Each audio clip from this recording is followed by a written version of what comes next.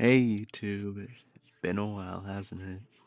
Um, been very busy with college, so it's been a while since I uploaded something. And I have another comic book video coming soon, very soon. Maybe Friday, maybe a little bit um further back, maybe next week. But I think you'll really like it. I'm really putting as much effort as I can to it. But today I want to make a quick video over Assassin's Creed Black Flag. Resynced, coming out June 9th, and I've finished the game and it came out fucking 13 years ago, and um, it's been leaked. It's one of the worst kept secrets in the gaming industry as of now, but there's a lot of new additions, new characters, new side quests, removal of some features, and I'm just wanting to talk about it right now, have a quick little video, upload it, and just share my thoughts over it and deliver the news to you for some who may not know. And yeah, let's get into it. So the first big change that you can obviously tell is that the graphics are unbelievable. It's as close as we can get to the cinematic CGI trailers that the game came out with, well, not came out with, but was promoted with. And this is because they used the new Ubisoft's new Anvil engine that they used in Assassin's Creed Shadows, which has ray traced lighting with global illumination and reflections, which pretty much means any light source, like a lit torch or the sun or anything like that, it actually shoots and bounces off reflect or surfaces and reflects like an actual IRL light source would, and not a regular kind of crappy fake looking reflections or anything like that that older games used, like the first Assassin's Creed 4, and it has amazing reflections and water rendering and simulation, but the PC specs are insanely high end, and it's clear that the optimization is very lacking, unfortunately, as the highest graphical settings that they have, it is highly recommended for 60 frames to use a 4090, which is absolutely absurd, and people don't have that type of money to spend. I'm lucky that I have a 5080, so I would be able to, but it's just ridiculous how developers aren't wanting to optimize their games so people with lesser or less powerful PCs are able to play them at the rate and the graphical settings that they show in these trailers, which is why I would recommend getting it on the PS5 or the Xbox, as although it might be 30 frames or 60 frames, or that they have confirmed that all graphical settings that you can choose will have ray traced uh, global illumination and lighting. And then the 30 frames version, the more graphically intensive, will include reflections. So all the other settings will not. But the if you have a 120 hertz TV or a monitor, it will allow you to run at 40 frames with that graphical settings. And yeah, I mean, I really love the way that the textures look. It seems like a passion project for these people. I may be wrong. It might just be a cash grab. More than likely it is, knowing Ubisoft. But the graphics look insane. You could compare it to the cinematic trailer, which I'll probably have a comparison up right now, and it looks so close to it, graphics wise, that no one would be able to tell the difference. And I'm really happy to see that be the case, and I'm really excited to see what will come out of this maybe another remake of like Assassin's Creed 2 or something other than that. Now, this game isn't just like The Last of Us or any of these other remakes where it's just pretty much graphics and that's really it. This has a lot of new features that I'm pretty excited about. Like there's new missions, new story details that has Matt Ryan, the fucking goat, who voiced Edward and who was also Constantine for a while. Um and new scene or not new scenes, but new missions with Blackbeard, um, Steed Bonnet, all of these other characters, and new missions for a new addition for this game, which are officers for the Jackdaw. Now I don't know how they're gonna deal with it. Is it gonna be like you have the officer and Adewale? Because Adewale was the quartermaster or one of the Edward's right hand man up until sequence 12, I believe, when when Adewale joins the assassins, and then after that it's Anne Bonnet, I believe. Um, but you can locate and assign new officers. Yeah, I'll have them up on the screen right now. I don't have the names off the top of my head right now, but they seem pretty interesting. I'll always want more acting from Matt Ryan, so I'm pretty excited for that. But these officers also bring special abilities to the naval combat, and the players has been reworked, offering new rewards and unique encounters on all the islands across the map. And speaking of the islands, they don't have the transition, like they don't have to load in separately, like how in the old game you had to go to Havana, but you as soon as you reached a certain point on your way there, it says travel to Havana, press yes or no, and then you had to load into Havana. All of it is within the world, and you don't have to spend a time in endless void running around. But there's also more customization options for the Jackdaw, including new skins and something I really find amazing. You get ship pets. You can have a cat or a monkey companion right next to you as you sail the seven seas. And then Kinray's fleet, which was a feature that they had in the first or in the original, where you can capture ships to and then send them off to missions and all of that to generate income and passive income without you really having to do anything.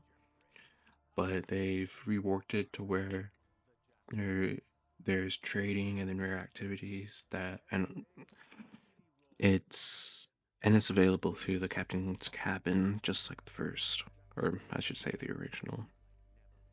Now the sea shanties are something that I've really enjoyed in the first game. I loved the songs by Sean Dagger.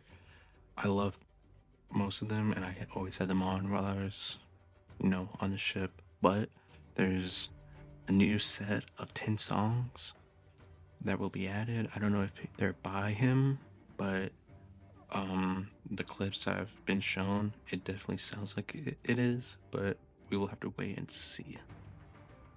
Now with Assassin's Creed, obviously there's a lot of stealth, and the stealth as a baseline has not really changed that much, but they've added some new um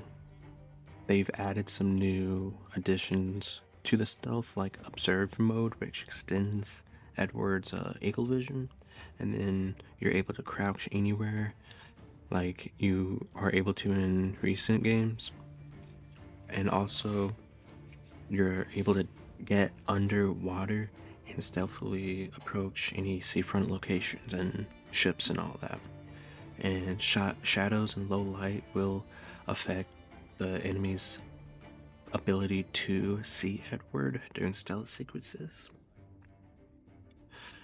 And then for the naval combat, there's two new secondary weapons to try out.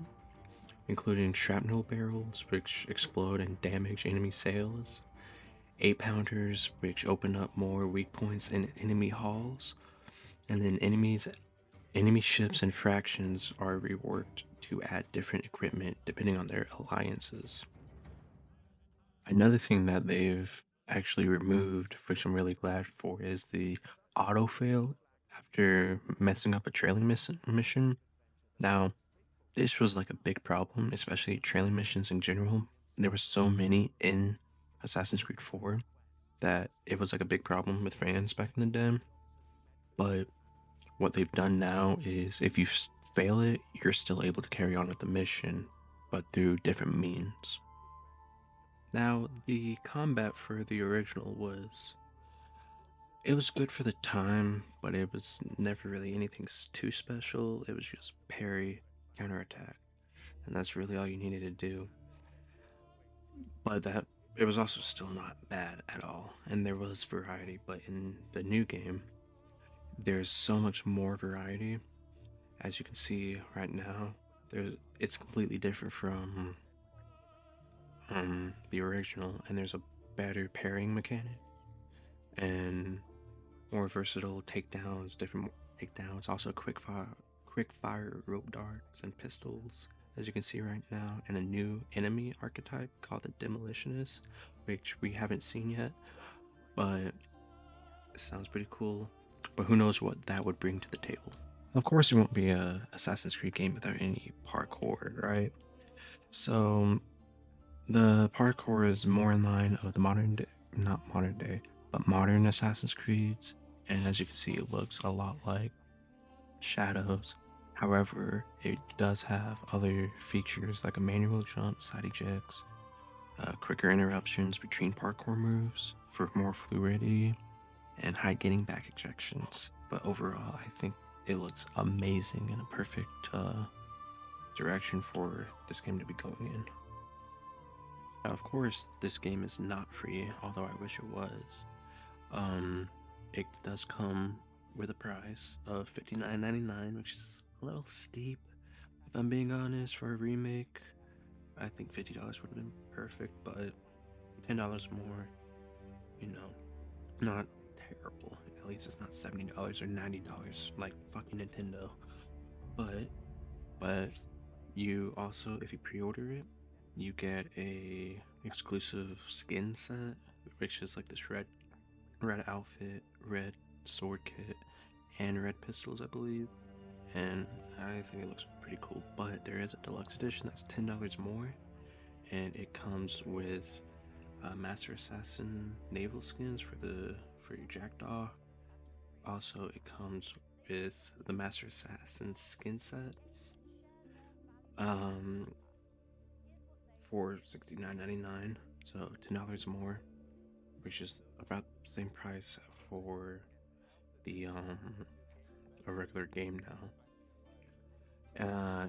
And the Master Assassin character pack that includes the sword, pistol, and trinkets, which has unique perks.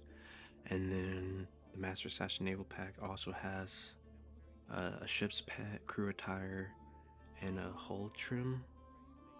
Now, for the collector's edition, that's $199.99.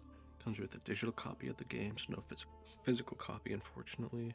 12-inch Edward Kenway figurine, Edward's leather logbook, which is Edward's journal of his own thoughts and things that he's come by in his missions, a metal brooch, which is the same brooch that Edward wears in the in his outfit, his original outfit, which also was in a Assassin's Creed Hidden Blade kit that I used to have as a kid, which is pretty fucking kind of niche. And then an exclusive steelbook, and then a sea shanty music sheet, and then all the digital goodies that come with the other editions, including the pre-order. Now, if I'm being honest, haven't really cared for the Assassin's Creed games since Origin. After that, it kind of lost me. And but this seems like a step forward in the right direction, and it seems like Ubisoft is actually listening to their fans and showing them that they're not a complete fuck up, which I still am very doubtful of. This could be an absolute shit show with multiple microtransactions and all of that. I'm glad it's not an RPG, but there's a lot of problems that Ubisoft has, and they have not been listening to their fans. But this does seem in a right direction, and they might have cooked here. It seems so promising. It looks so good, and the gameplay looks even better. But I don't know if this is going to be an amazing game or not. But I do have high hopes for this, even if I'm doubtful. And I believe that everyone should at least do their research. And I hope this video shows some good key points for you to think about before buying a $60 game. But Ubisoft might have cooked here. They might have cooked. But I think that'll be it for this video, guys. Thank you for um, watching. I know this isn't a comic book video or anything like that, but I wanted to at least get a video out, and this is something that I am interested in, and I'm hoping that I'm able to inform y'all about y'all's uh, like an informed buyer and all that in my own style. And yeah, subscribe, like, fucking save this, save to your watch for later, do everything, but make sure you subscribe, because a lot of y'all that are watching my videos are not subscribed. So if you want more of this content, please subscribe, and I'll see you guys later.